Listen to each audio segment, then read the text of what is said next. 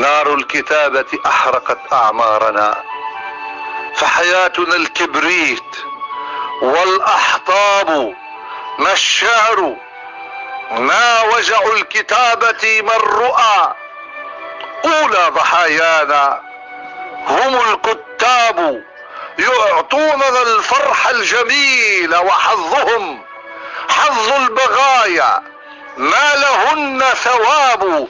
فمن الخليج الى المحيط قبائل بطرت، فلا فكر ولا آداب في عصر زيت الكاز. يطلب شاعر ثوبا وترفل في الحرير قحاب. هل في العيون التونسية شاطئ ترتاح فوق رماله الأعصاب؟ أنا يا صديقة متعب بعروبتي، أنا يا صديقتي.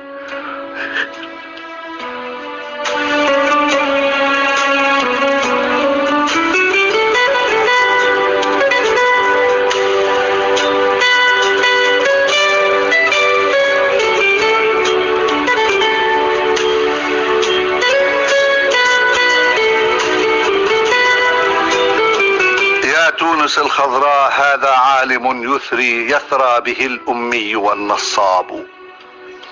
أنا يا صديقتي متعب بعروبتي، فهل العروبة لعنة وعقاب؟ أمشي على ورق الخريطة خائفا، فعلى الخريطة كلنا أغراب. أتكلم الفصحى أمام عشيرتي وأعيد، لكن ما هناك جواب. لولا العباءات التي التفوا بها ما كنت احسب انهم اعراب يتقاتلون على بقايا تمرة، فخناجر مرفوعة وحراب. قبلاتهم عربية من ذا رأى فيما رأى قبلا لها انياب.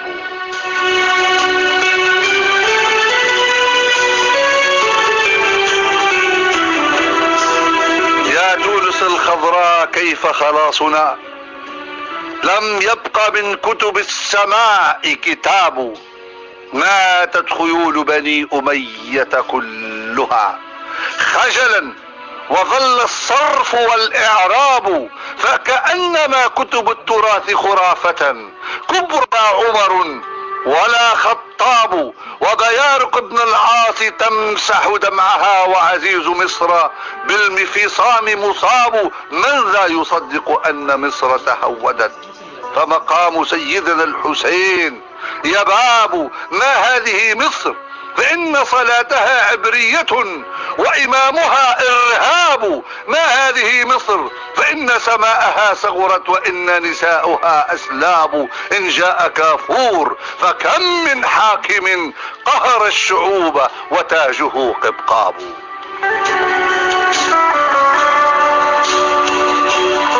هل لبعض البحر نصف جزيرة، أم أن حب التونسي سراب؟ أنا متعب ودفاتري تعبت معي، هل للدفاتر يا ترى أعصاب؟ حزني بنفسجة يبللها الندى، وضفاف جرحي روضة معشاب. لا تعذريني إن كشفت مواجعي، وجه الحقيقة ما عليه نقاب. إن الجنون وراء نصف قصائدي أوليس في بعض الجنون صواب. فتحملي غضب الجميل، فربما ثارت على أمر السماء هضاب. فإذا صرخت بوجه من أحببتهم فلك يعيش الحب والأحباب. وإذا قسوت على العروبة مرة فلقد تضيق بكحلها الأهداب. وإذا قسوت على العروبة مرة فلقد تضيق بكحلها الأهداب. فلربما تجد العروبة نفسها ويضيء في قلب الظلام شهاب. ولقد تطير من العقال حمامة ومن العباءة تطلع الأعشاب. قرطاجة هل لي لصدرك رجعة ومتاب. لا تغضبي مني إذا غلب الهوى، إن الهوى في طبعه غلاب. فذنوب ذنوب شعري كلها مغفورة والله جل جلاله التواب.